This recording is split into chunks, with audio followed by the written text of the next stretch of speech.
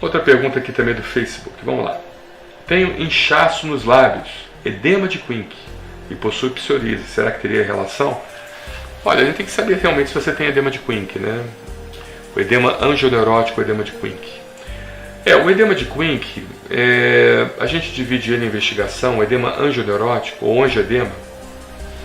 Angioneurótico porque antigamente achavam-se que as pessoas neuróticas é que tinham esses inchaços, né?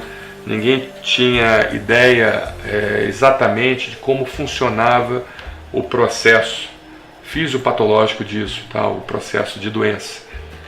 Então achava-se que isso era relacionado com estresse, emoção, com neuroses, tá? Então daí veio o edema angioneurótico, angio é de vasos. Então angioneurótico, ou seja, é o edema que é provocado por uma neurose que afeta os vasos e existe um extravasamento dos vasos e consequentemente um inchaço, tá? Daí o nome angioneurótico. Mas o edema de Quincke, ele pode estar relacionado com vários fatores, tá? A primeira coisa que a gente faz é o seguinte, é o edema com urticária e o edema sem urticária. Eu acho que no caso dela, se você puder voltar lá, Daniel, no caso dela, ela fala o seguinte, ela fala que o edema de Quincke possui psoríase, mas ela não fala se tem urticária ou não, né? O edema com urticária, a gente pensa numa segmentação de doenças.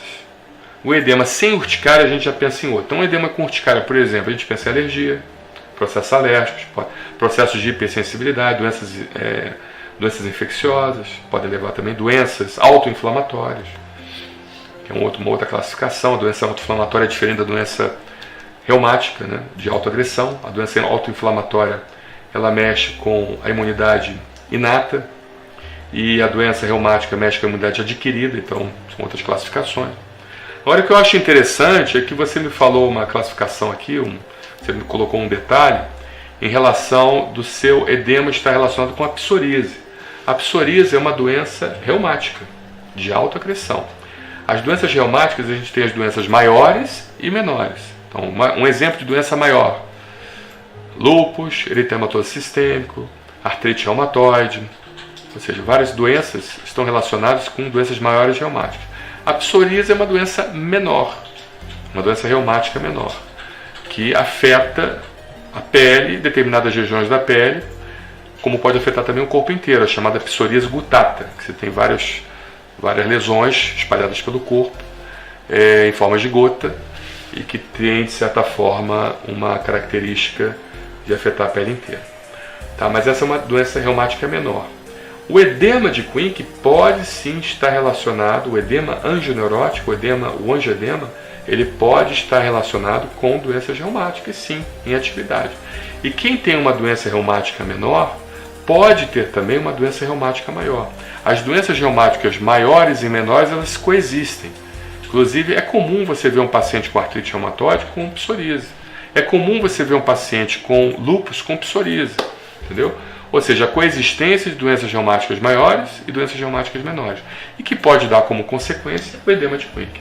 É importante a gente ressaltar o seguinte: precisa ser feito um diagnóstico adequado, preciso, entendeu? Para que você, de certa forma, tenha uma elucidação diagnóstica e você consiga se tratar adequadamente, tá? Porque o angioedema, ele não incha somente as pálpebras, nem os lábios. Ele pode inchar a garganta também.